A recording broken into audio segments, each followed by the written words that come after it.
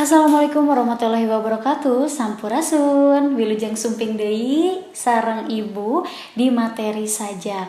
Dinten ayeuna ibu baris ngabahas perkawis sajaknya. Naon ari sajak teh? Sajak nyaeta salah sahiji karya sastra Sunda anu direka dina wangun basa ugeran atawa puisi. Janten hidep teh upami dina bahasa Indonesia mah ieu teh disebatna nyaeta puisi kitu nya. Sajak mah bahasa Sundana. Tah, anapun aya unsur-unsur sajak. Di antawisna aya naon wae nyaeta aya adegan lahir sareng adegan batin. Mohon adegan lahir nyaeta unsur fisik sajak disawang tina wanguna. Adegan lahir di antawisna aya wangun sajak, atanapi tipografi, teras pilihan kecap, atanapi diksi, citraan imaji, gaya basa figuratif, nu kalima purwakanti. Naon wae hartosna, ari wangun sajak mah janten sajak teh ditulisna beda-beda. Upama wae aya nu sapada, dua pada, jeung saterusna. Tina sapada ge henteu matok siga sisindiran atawa pupuhu kitu nya. Bebas kumaha panyajakna. Lajeng pilihan kecap atanapi diksi, sajak nu alus teh gumantung kana kecap-kecap nu dipake ku panyajakna. Biasana sok kapanggih kecap-kecap anu geus langka dipake kitu. Tuluy weh dipake nuliskeun sajak. Teras citraan atau imaji teh nyaeta pangaruh kecap kanu maca sajak. Biasana mah aya patalina jeung naon anu karasa, katempo jeung kadenge kunu maca dina kecap-kecap nu aya dina sajak. Lajeng gaya basa, tah upami gaya basa dina sajak teh biasana ngabalukarkeun ayana harti konotatif. Gaya basa dina sajak bisa nimbulkeun harti nu beunghar kana eusi sajak.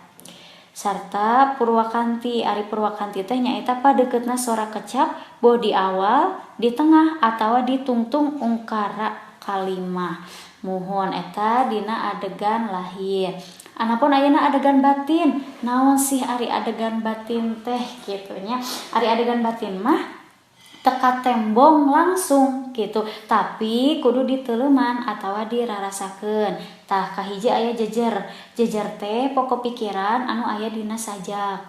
Jejer atawa tema teh gagasan pokok anu rek ditepikeun ku panyajak kanu maca. Lajeng nu kadua aya rasa teh ngajiwaan eusi sajak. Rasa dina sajak bisa kapanggih sabada dibaca. Muhono katilu wirahma. Ari wirahma teh nada teh sikep panyajak kanu maca.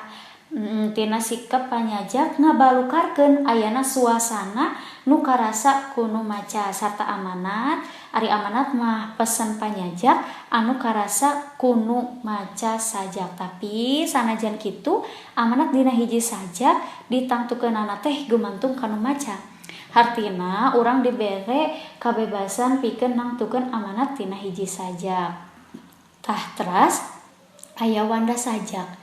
Naon wae aya sajak epik sareng sajak lirik. Ari sajak epik mah nyaeta sajak anu sifatna ngalalakonkeun, ngadadarkeun atawa nyaritakeun. Sarta sajak lirik nyaeta sajak anu sifatna teu ngalalakon. Contona sajak epik mah sapertos kieu nya aya Jante Arkidam karya Ayip Rosidi. Cuang bacakeun ku ibu.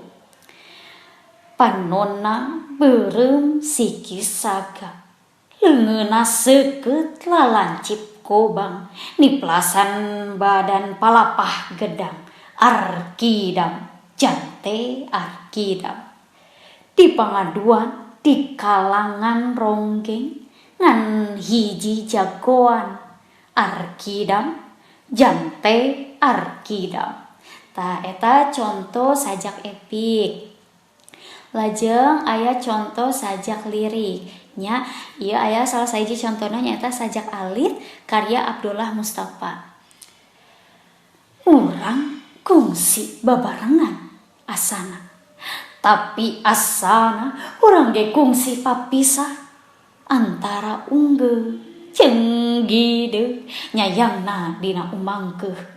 Eta tos aya contohnya janten kumaha hidup tiasa ngabedakeun sajak lirik sareng sajak epik. Pami aya nu teu ngartos mangga tiasa ditaroskeun di kolom komentar atanapi di kolom sawalahnya. Hatur nuhun dicekopkeun wae dinten ayeuna. Wassalamualaikum warahmatullahi wabarakatuh.